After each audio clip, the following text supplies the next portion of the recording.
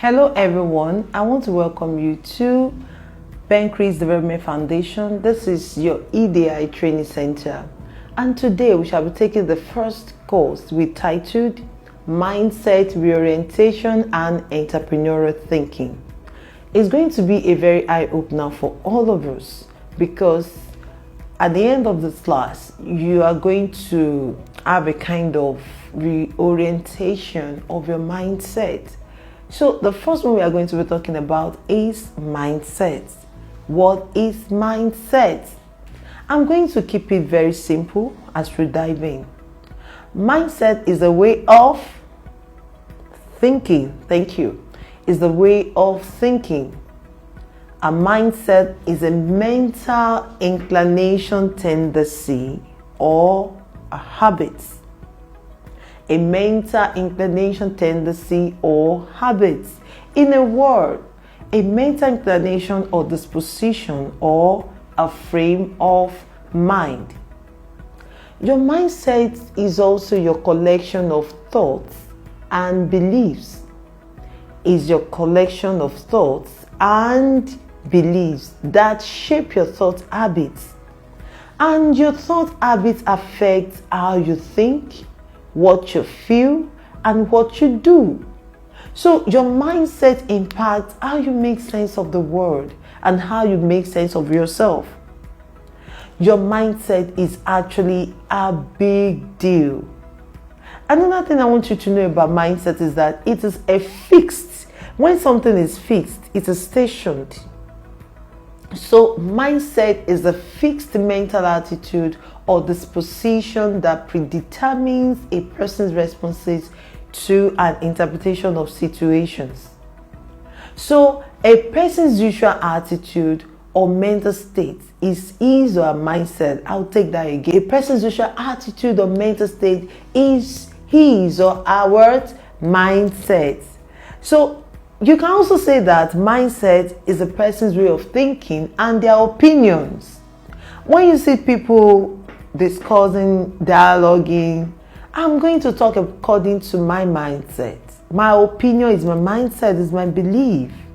So in a fixed mindset, people believe their basic qualities like their intelligence or talent are simply fixed traits.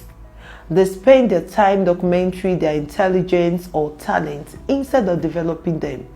They also believe that talent alone creates success without effort. They are wrong. In a growth mindset, mindset is something that grows. So in a growth mindset, people believe that their most basic abilities can be developed through dedication and hard work. Brains and talents are just the starting points. This view creates a love of learning and a resilience that is essential for great accomplishments. So virtually all great people have had these qualities. There is somebody called Dweck. It says that teaching a growth mindset creates motivation and productivity in the world of business, education, and sports, which enhances relationships, which is very true. So I want us to now look into why is a growth mindset such a big deal? Why do you have to have a growth mindset? Number one, when you have a growing mindset or a growth mindset, it helps you to unleash your potential. It helps you to unleash your potential. Number two, in the word of Henry Stanley Haskins, it says that what lies behind us and what lies before us are tiny matters compared to what lies within us, which is very true if you look at the analysis of what is said. So the third point is that our mindset shapes what lies where? Behind us.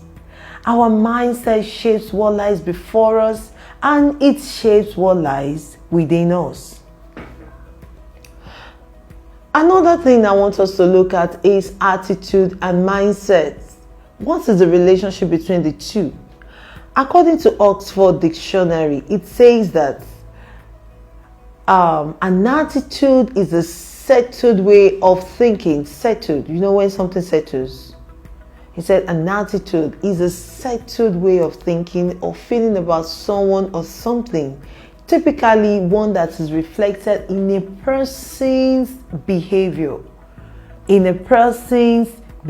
So psychologists define attitude as the learned tendency to evaluate things in a certain way. This can include evaluations of people, issues, objects, or events, and such evaluations are often positive or negative, but they can also be uncertain at times. For example, you might have a mixed feelings about a particular person or issues. So the three components that makes up an attitude is what we shall be looking at. Number one, an emotional component. It talks about how the object or a person, issue, or event makes you feel. How it makes you feel. Number two is a cognitive component. Cognitive components talks about your thoughts and beliefs and about the subject matter. And the third one is a behavioral component. And this speaks so much on our businesses, because I believe I'm talking to entrepreneurs. So a behavioral component is a third component and talks about the attitude, how our attitude influences our behaviors. So your attitude is how you feel about something.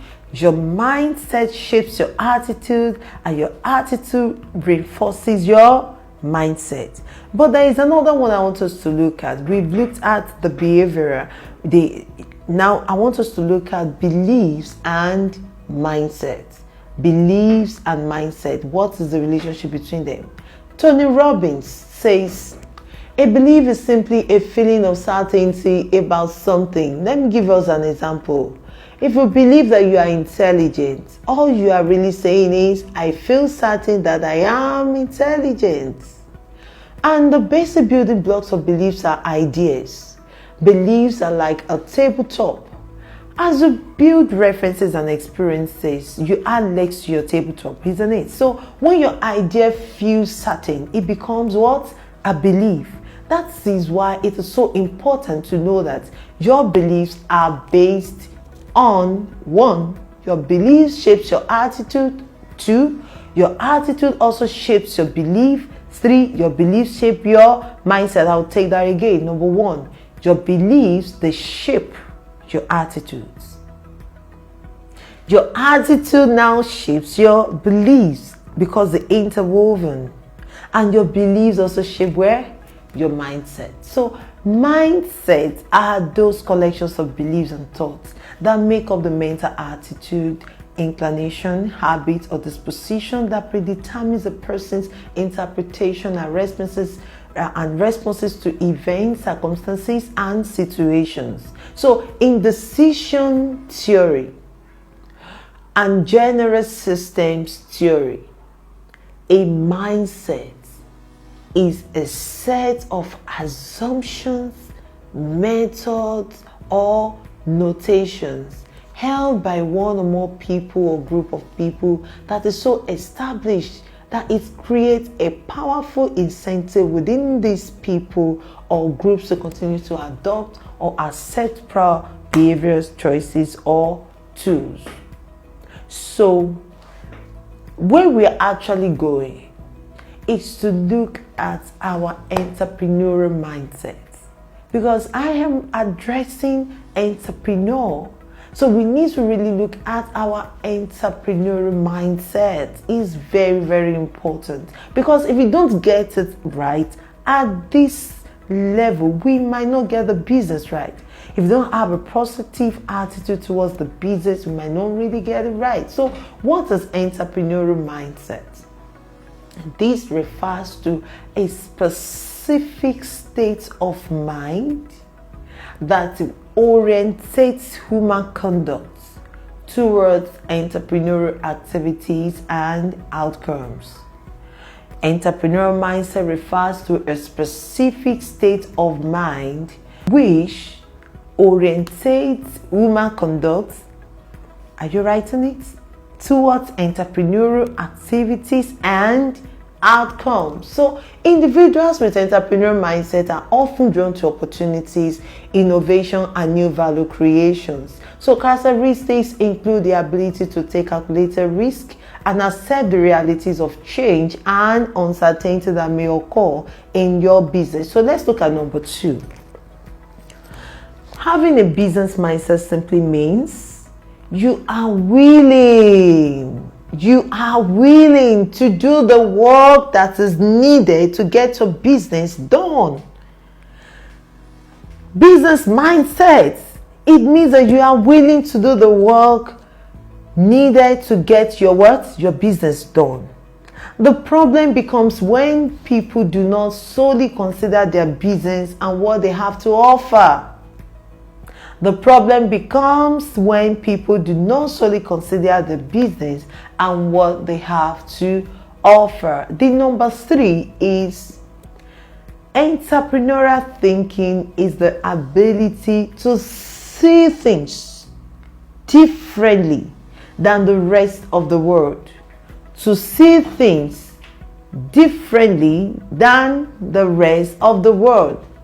The ability to see the same business some people have been doing. You can actually do it in a very different manner, in a very different way. Even though it's the same business, your packaging can be different. Your deliveries can be different. And that talks about the state of your mind. And that is what this course is all about. The ability to see things differently than the rest of your mates that are doing the same business. But it is not necessarily an inherent trait and can be easily developed. You can develop it or you can improve it. Those who has it were not born with it. Some learned it from the jobs they were doing. Some developed it and some were born with it. So it is more like a state of mind that opens your eyes to new learning opportunities and helps to grow in your role. So why is it important to have an entrepreneurial mindset? Why is it important? Number 1 reason why it is important is that having an entrepreneurial mindset will encourage creativity. You see some people, they're naturally creative. It's because they have the entrepreneurial mindset. They'll feel that this thing, I can do it in a very different way. We've been having a lot of people that are into sketching, into art. But we have some that are just developing. Some are beginning to use food that we eat to create a craft. So it's because they have this entrepreneurial mindset. People really want something that is new. People don't like the same thing that is trending.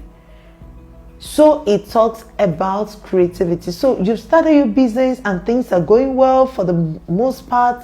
Critical thinking is the key to a successful business, and being willing to find creative solutions, even if it might mean more work, will help your business greatly, in the long run. So number 2 is that the willingness to take risk and accept failure. The willingness to take risk and accept failure. Don't think that, if I put this innovation, the world will mock me, I will fail. No. Try it. It is a unique skill that isn't relevant solely in the business world. Incorporating an entrepreneurial mindset into your everyday life will help you to minimize the importance of failure and rejection in your life. So in turn, this will help you to better run your business. So let's look at the 5 characteristics to cultivate entrepreneurial mindset. 5 characteristics to cultivate entrepreneurial mindset. Entrepreneurs help, bolster economic development. It creates jobs and invent products or services that can make the world a better place. Being a successful entrepreneur requires outside the box thinking and larger than life ideas. So anyone can come up with a new idea, but building a successful business around it is the entrepreneurial challenge. The entrepreneurial mindset is unique in that one must be creative, communicative, and highly motivated to succeed. You open to risk and failure. So it is not a big deal alone that it is not a big deal alone that paves the path to ultimate entrepreneurial success. Oftentimes, the success or failure of a business comes down to the characteristics of the entrepreneur themselves. So it takes a unique aggregate of characteristics to meld one big idea into a fully functional, thriving business. So is there a certain amalgam of skills and traits which allows some entrepreneurs to become widely successful? Suffice it to say that there is no magical formula to succeed in business, not at all. However, there are certain characteristics which all aspiring entrepreneurs should cultivate to dramatically boost their own odds for success. So an entrepreneurial mindset, if you will, may mark the difference between a lucrative business and one which is shut at the door before the first year is over. Yeah. So what are these all important characteristics aspiring or new entrepreneurs should cultivate? What attributes tend to tip the scale in favor of heading up a booming business? What? Number one, a positive mental attitude. A positive mental attitude. A positive mental attitude and outlook is a must for successful entrepreneurs.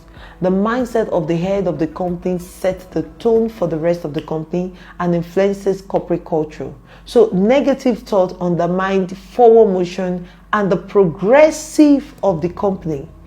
Not to mention the management ability to lead staff and motivate employees. Part of what gives entrepreneurs a fortitude to whether the business downturn is positive or not is the positive mindset. So when everything seems to be going against you, remember that the airplane takes off against the wind and not with the wind. So cultivating a positive attitude is not about sticking your head in the sand and ignoring things that could go wrong. No, but about learning how to mentally reframe your response. That is what it means. How to mentally reframe what? Your response. There is no point in wallowing in mistakes. Not at all. So one way to change your outlook is to look a negative pain point and ask, how can I actively correct this? By exploring your reactions and response to a perceived problem, you'll soon learn to cultivate a positive approach to change. Positive people look to challenges as a way to improve and learn. So you should try to focus on this skill. So when you are the boss, a positive attitude influences others, most especially your followers, in a similar positive way. Research indicates that happy employees are better overall workers. Yeah, because psychologically research has made a correlation between higher productivity and positive work environment. Moreover, positive work environments have been linked to higher business profits, fewer sick days, and higher staff retention rate. So part of relinquishing negativity is realizing that your own negative thought as a company leader wastes energy, time, and money. So you can only keep your fire burning by being positive. And being positive is something which, like all life skills, can be learned. Becoming an entrepreneur is not for the faint-hearted. The long hours and erratic demands of heading up your own company can negatively impact both your personal life and mental outlook. So one of the easiest ways to cultivate a positive attitude is to focus on the things you can control. Focus on the things you can control. You can control your diet, amount of sleep, and ability to exercise. Each of these factors will help you stay focused, healthy, and positive. So where to find the time to make time for yourself when you're working around the clock? Research has shown that even 1 10 minutes walk each day can boost your mood and reduce rates of negative thoughts. Don't worry, we'll get to that. So let's go to number 2 point, which is a creative mindset. A creative mindset never has this adage that creativity is the what? Is the mother of invention. Being tried than in the world of entrepreneurship, yes it is. Think of Steve Jobs and then what comes to your mind when you hear Steve Jobs? iPhone, good. When you hear the word, the name Edison, what comes to your mind? The bulb, the light bulb. Am I right? Good. When you hear the name of the Wright brothers, what comes to mind? Airplane. Each of these groundbreaking inventions would not have come to fruition were it not for healthy doses of creative gumption. Even if you are not in a creative industry, creativity is needed for entrepreneurial success. Very, very. So the mind of an entrepreneur is always looking for novel ideas and innovations. The basic life cycle of any entrepreneurial product stems from the conception of an idea, followed by turning that idea into a viable product or services. So creativity is just connecting things. When you ask creative people how they did something, they feel a little guilt because they didn't really do it. They just saw something. They conceptualized it. They just saw it. It seemed obvious to them after a while. That is because they were able to connect experiences they've had and synthesize new things, just as Steve Jobs did. So one of the benefits of being the boss is that you get to express creativity each and every day. You get to try out creative tactics to better your business and make changes. Even if you're not in the creative business per se, working out ways to optimize a business operation is a creative act. When you're heading up your own company, you can apply creative thinking to your sales, your public relations, your hiring, to your technology. The list is endless because that is the key. Number 3 is persuasive communication ability. Persuasive communication ability. The best entrepreneurs are persuasive individuals. The best. They are persuasive. The power of persuasion can help you to negotiate. It can help you to close the sale or score a lower price on your inventory. Not to mention, persuasive people tend to be inspiring leaders. Ergo, they tend to be stellar bosses. So if you will persuade, you must appeal to interest rather than intellect. You must appeal to interest rather than what? Than intellect. So why some people are more naturally persuasive than others? Persuasive communication skills can be learned and practiced. You can read about it, you can learn it, you can practice it. Learning to communicate and present your ideas will make you a better entrepreneur, no matter what your industry is. So mastering persuasive tactics can mean the difference between financial success or ruin. So number 4 is intrinsic motivation and drive. Intrinsic motivation and what? Drive. So one of the top entrepreneurial characteristics is intrinsic motivation, meaning you are self-motivated as opposed to looking to others to push you to do things or hold you accountable. Broadly speaking, those who own their own businesses are incredibly motivated to succeed. Haven't you seen them? They are. So they've poured blood, they've poured sweat, they've poured tears into their company and may have literally mortgaged their future to first open their businesses doors. Having a lot of stake personally fuels the motivational drive is what you need. So the secret of change is to focus all your energy not on fighting the old, but building what? Building the new. Successful entrepreneurs, they know that staying motivated is the key to running a successful business. They know that staying motivated is the key. You need to keep focused on the end game. You need to keep focused on the big picture on your mind. Where is your company headed? What plans do you have in the future to grow and expand? How will your company fit into its respective industry in the future? Expert says that formulating long-range goals and plans keeps the motivational fires burning. So speaking of goal setting, experts also advise that goal setting is another way to keep your motivational wheels turning. So the key to using goals for motivation is to set high quality goals. So what does that mean? Basically, high quality goals are clear, achievable, and manageable. For example, I will attend 2 continuing educational courses this month, or I will hire an editor for my company website by Friday. Or high quality goals provide a sense of motivation and when you accomplish your intended objective. I just want to tell you that when you are the boss, you are not only responsible for your own intrinsic motivation, but you are also responsible for cultivating that for your employees. How do you motivate to get the best performance from your staff? How? All right.